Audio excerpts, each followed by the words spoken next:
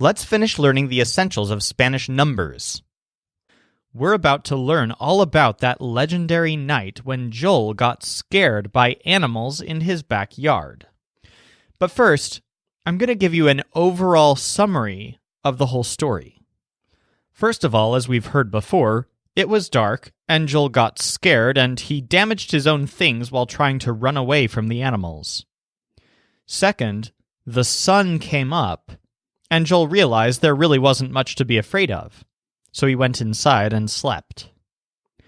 Third, in his troubled sleep that morning, Joel had a bad dream that he was on trial for breaking his own things in the backyard.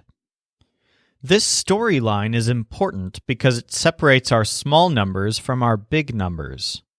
We're going to use a few landmarks to show how this works. The most important landmark is the sunrise. When the sun came up that morning, Joel shouted, "Yes! It's finally daytime!" Now, if you were to look at the sun coming up over the horizon, it might look like a sideways 10, with the horizon creating a straight line and the sun creating a round picture. So we have 1, 0, or 10. The number 10, of course, is a pivotal number, and the word for 10 in Spanish is diez. So it's kind of like it references the day, but it stresses yes, diez. After this, Joel went inside and counted his money just to put himself in a better mood. Money always makes Joel feel better. The word yen is the stressed syllable for ciento, which is our word for 100. So think diez and then ciento when he goes inside. After that, he ate an extremely late dinner, or breakfast. I guess it's hard to define this meal since he had been up all night, but one way or another, it was a meal, and the word mil, spelled M-I-L, means 1,000. Finally, Joel went to sleep. By the time he got to bed, he was yawning constantly.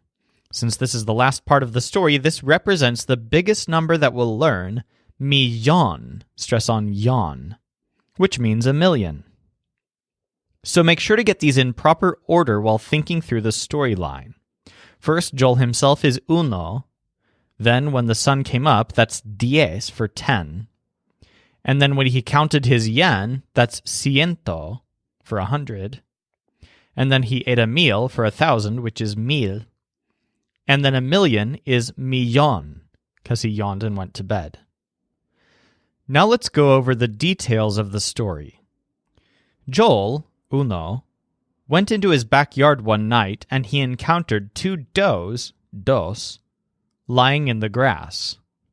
This frightened him, so he traced his wings on the ground to try to create a decoy, and that's tres.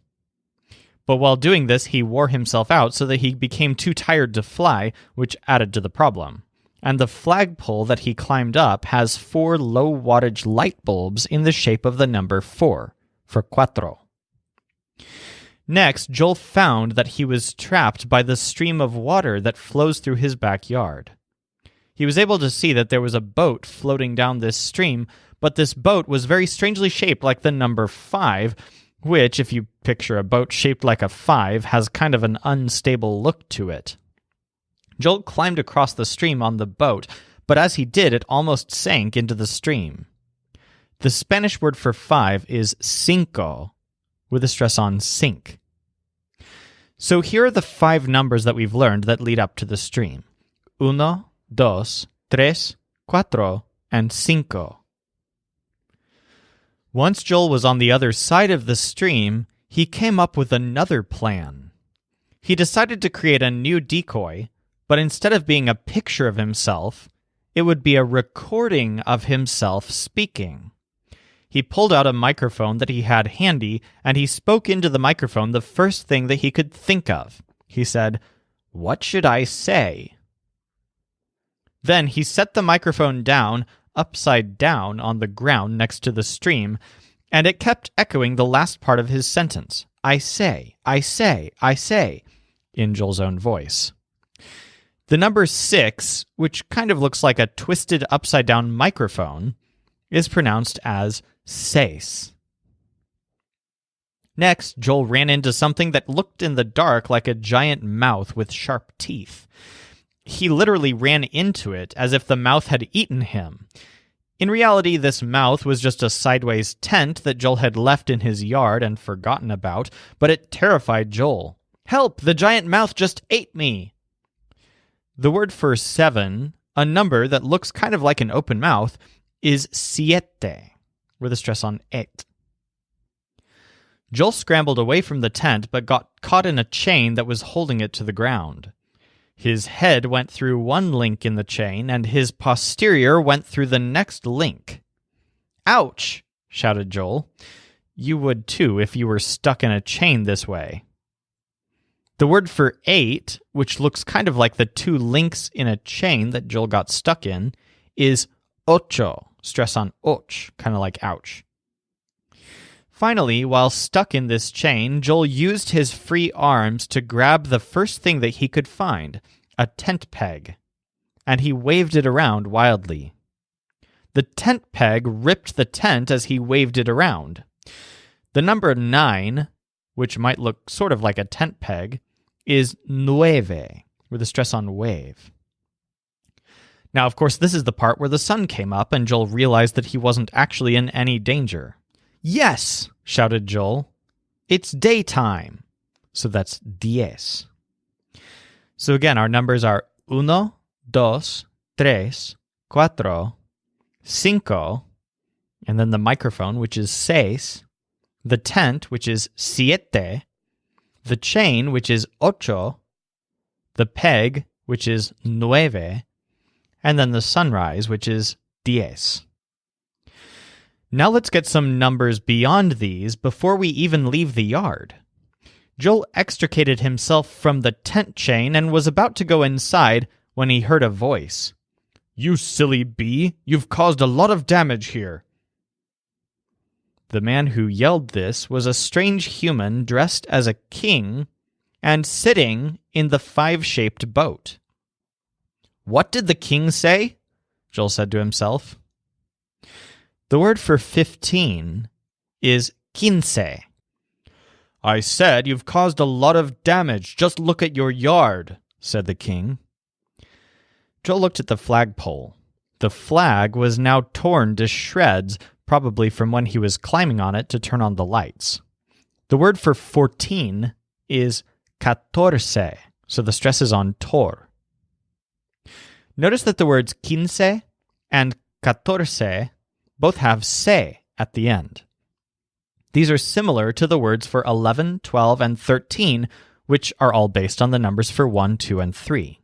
So let's compare. We have uno for 1, and then we have once for 11. We have dos for 2, and then for 12 we have doce.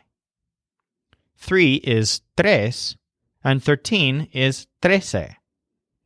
Fortunately, these are all the new numbers that we have to learn in the yard. If you can remember these numbers in order, you'll be ready to move on. Once again, from Joel's arrival to the stream, we have uno, dos, tres, cuatro, and cinco. From the microphone to the sunrise, we have seis, siete, ocho, nueve, and diez. And then if we revisit the first 5 items, we have once, doce, trece, the torn flag is catorce, and the king in the boat is quince. All right, now let's remember everything that he did when he left the yard. First, he counted his money, ciento for 100, then ate a meal, which is mil, and then yawned and went to bed, millón. Now we're going to learn the words for 20, 30, 40, and so on. In Joel's troubled sleep that morning, he dreamed that he was on trial for everything in his yard that he broke. In his imagination, each of the items has been brought forward as evidence on a big round plate. So the circular plate will help you remember the 0 at the end of the numbers 20, 30, etc. So instead of 2, 3, 4, these items are now 20, 30, 40, and so on. First, the 2 doughs are presented as evidence. When these 2 doughs are on a platter, they appear with all of their blood vessels showing through their skin, which is a strange sight. But Joel says, they're not wounded or bleeding, that's just their veins showing through their skin. The word for 20 is 20. So make sure to connect this in your imagination to the doughs sitting on the platter. 20. Next, when the tracing of Joel's wings is shown, Joel insists, I didn't do that. That was caused by a train running through my yard. The word for 30 is 30. When the torn flag is presented on the platter, it shows up in a puddle of water sitting on the plate. Joel declares that the damage to this flag was caused by a storm of rain. The word for 40 is 40, with a stress on rain. If you have any trouble with these numbers that are related to 4, remember that the first one is 4 with the lights. The second one is where it's torn, so that's 14. And then for the third one, you have it on the platter here in the rain, so that's 40. When the cinco boat is brought forward on a platter, it doesn't have a king, it now has a miniature queen. The queen is sitting in the lower part of the boat, so Joel makes up a story. He says, the boat sinking isn't my fault. The king was trying to sink the queen. He's the evil one. So the word for 50 is 50. The stress is on queen, like queen. So think sink the queen, and you'll think 50. That's differentiated from cinco or 15. Next, the microphone is brought forward. Remember that in real life, Joel made it say, I say, over and over. But here in Joel's dream, when it's on the platter, it's instead repeating, I saint. Joel tells the jury, see, even the microphone is testifying in my favor. I'm a saint. The word for 60 is 60. The tent that ate Joel is next. Now that it's right side up and on a platter, it doesn't look like a mouth, it just looks like a tent. The word for 70 is 70. When the tent's chain is brought forward on a separate plate, Joel says, oh, it's a chain. The word for 80 is 80. The last piece of evidence is the tent peg that Joel waved around. But something very strange has happened to this tent peg. It's standing straight up on the platter, and kind of like the doughs, it seems to be covered in blood vessels or veins. The word for 90 is 90. Before going on, make sure you can remember the words distinctly. In particular, review the differences between the numbers 2 through 9 and the numbers 20 through 90. So 2 is dos, and 20 is 20.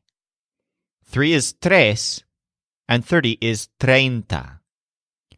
4 is cuatro, and 40 is 40. 5 is cinco, 50 is 50. 6 is seis, 60 is 60. 7 is siete, and 70 is 70. 8 is ocho, and 80 is 80. And then 9 is nueve, and 90 is 90. Now let's learn some things about how numbers are used in the context of sentences. When describing amounts, Joel sometimes informally uses como to mean around or like.